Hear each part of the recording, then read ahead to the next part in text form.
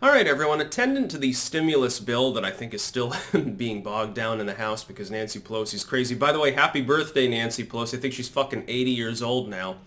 Yeah, these people are all spring chickens who are in the Democratic Party. Shit, Trump is only 73. He looks like a spring chicken next to most of the people that are opposing him most of the time, unless you get down to the AOC crowd, some of Bernie's surrogates or something. His increasingly irrelevant campaign. If you looked at the stimulus bill, the initial wording, now this part has been removed from the bill that's being considered now, which I happen to think is a good thing.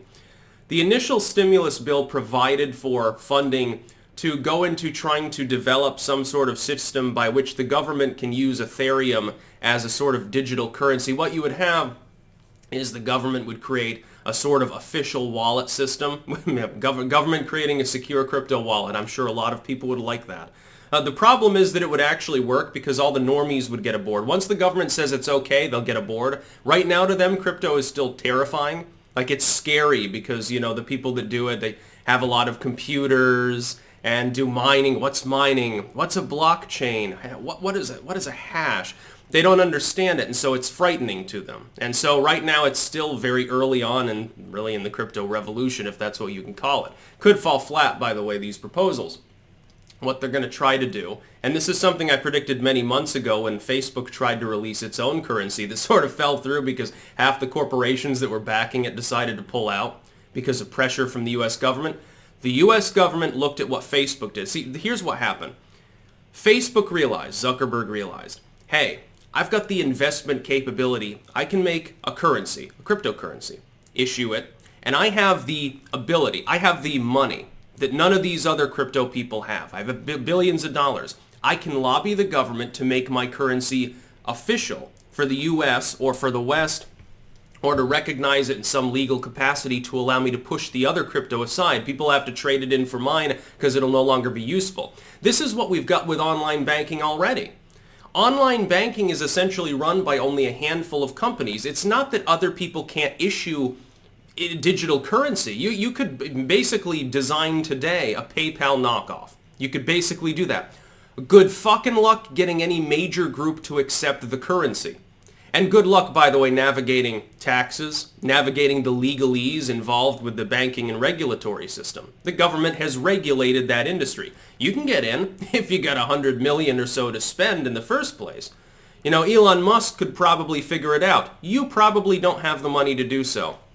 I'm surprised that a large group of people, some millions of people, haven't gotten together to make a sort of basically what amounts to digital currency online collective, a syndicate of sorts in order to issue their own capabilities and lobby the government.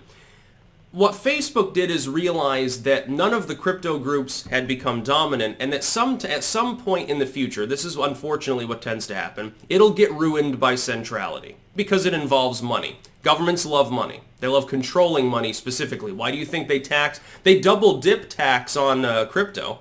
It's an asset as far as law enforcement's concerned. For tax purposes, it's a currency. So you get taxed and you don't even really have ownership over it, technically speaking. It can be seized at a whim. The government is afraid, though, because of the wild swings in crypto value. So it wants to centrally issue one.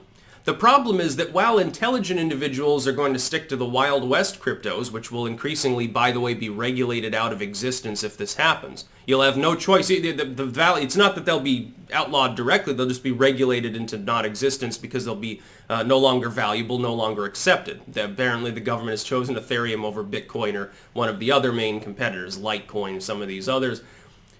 What will happen is that before, Facebook made an attempt. They said, well, you know, we're going to make a central currency and we're going to pressure and lobby companies not to accept the other cryptos. Here's the problem. They will simply attempt through the free market, technically speaking, through their monopolistic capabilities, to convince other businesses not to accept any other crypto and to deplatform or ban or boycott any group that does accept them. What you get is a ripple effect where all the big corporations are stacked behind one crypto. The smaller alternatives don't have the necessary resources legally, money-wise to fight that off. They end up, largely, they'll sell out. They'll sell any fronts, any interest that they have. The more decentralized cryptocurrency systems that can't really sell out in that way will simply be devalued to the point of uselessness.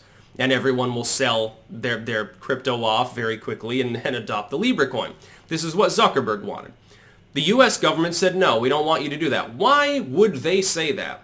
Why would you not want a individual, wealthy, he's very, very much amenable to government regulation, got friends in Congress. Why would his friends tell him not to develop a cryptocurrency and then lean on the corporations he's trying to lobby to go against him and withdraw to the point where it collapses? The idea that he's invested all this time and thought into fucking goes to hell and nobody is ever going to use Libra coin.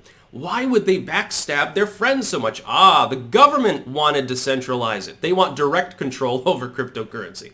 Because the whole idea is that they want digital currency. Now, it'll operate the same way the US dollar does. They'll just regulate it more. It'll be similar, but it'll just be an encrypted digital currency. The government will be able to spy on what you do with it. They will tax it directly. They should tax it at the transaction level so that you don't have to do anything with your IRS tax forms. Trust me, that was a hassle looking back through all the times I got little donations of crypto and having to add them all together. Fucking 100 lines there that I had to add together meticulously to make sure that I was giving the IRS an accurate count of how much crypto I'd received. I had to go through and look at how much was actually sent on the day of the transaction, of course, too, because the value fluctuates. If you get $5 in crypto and then all of a sudden it's worth $1, guess what? You still got to claim the $5. It's a big problem with crypto, I will say. It's not yet useful for general applications because of the tax on every transaction. Every time it changes hands, it gets taxed again. It doesn't really make that much sense. It's treated as a hybrid between a currency and an asset in this situation. So again, that's a reason why it's not more valuable than really at its full value. The government wants to centrally issue it so it can manipulate the cost of it, regulate the supply, regulate what you can do with it, keep other countries from being able to compete because, of course, the U.S. can partner with the entire Western world to develop such a system. Nobody's going to use Russia coin if they're capable of using essentially something pegged directly to the U.S. dollar in some malleable sense. With all of the banks on board. So you'll get, the TD Ameritrade and the Chase and the Deutsche Bank and all of these big banks will get in as well, and they will say, okay, we'll deal with crypto. And all the online firms at first will cheer because it'll be much more stable and much more agreed upon than the system that it's currently in use. And all the normies will cheer as they buy into the system. So, this is another reason to hold your crypto at the moment, because at the very least, if the government decides to fuck around, centralize everything, get out while the getting's good. Disclaimer, this is not official financial advice. I'm not a financial advisor or an accountant or anything, but I would be getting out of crypto and investing it all in the government crypto because there'd be no other choice. It'll essentially ruin cryptocurrency, at least insofar as the current technology goes. Now, 10, 15 years from now, some pioneering person might develop a system that can't be centralized. The holy grail of real economics is to develop a value system that's incapable of being meddled with by governments and corporations, that simply remains fair and reflective of some economic reality that governments can't weaponize, that governments can't scrutinize, censor, and misuse, that can't be denied as far as its use to any human being, that can be used by anyone for any reason at any time in private transactions digitally. That's the holy grail. We don't have it yet. We have parts of that, different forms of crypto. Some of them are very much private, some of them a little bit more public. The wallets and the crypto, both, the actual currency and the wallets used to store them. Do you think for a moment that the government will actually develop a secure system? Or do you think it'll be purposely built insecure to prevent you from being able to block them from seeing what you're buying? Do you think it'll be used for censorship? Do you think that when all of your wealth is tied up in a digital wallet as well as your real wallet, and that a lot of transactions are cashless, that the government won't threaten to kick you out of the system if you are a dissident, maybe? Or you're politically incorrect, so the German government decides to say you're not allowed to buy anything from Germany? Oh, this will give governments much more power economically than they have now. It's a lot harder to block you from using paper currency, or trading it, getting silver or gold or something like that. They can't really stop you from going, unless you're a criminal, you're actively wanted or something, the government can't stop you from receiving silver from people in the mail, going to the pawn shop and trading it in for paper money, and then going about your business. They can't really do anything about that. But if you've got a single digital wallet with one single government-issued, government sponsored cryptocurrency. It's going to be much, much less secure. And the writing was on the wall the second that they stabbed Mark Zuckerberg in the back, and I warned people months ago that this sort of thing would happen. We must do everything in our power as long as possible to keep this from taking hold. That includes corporate and government-sponsored crypto. Hold out, educate others, make sure that as few people use it as possible, and hope that it goes away. Now, eventually it'll win out. I hate to tell you we would be fighting essentially a losing battle, but there's no reason we can't stymie it long enough for other alternatives potentially to be developed. That's about all.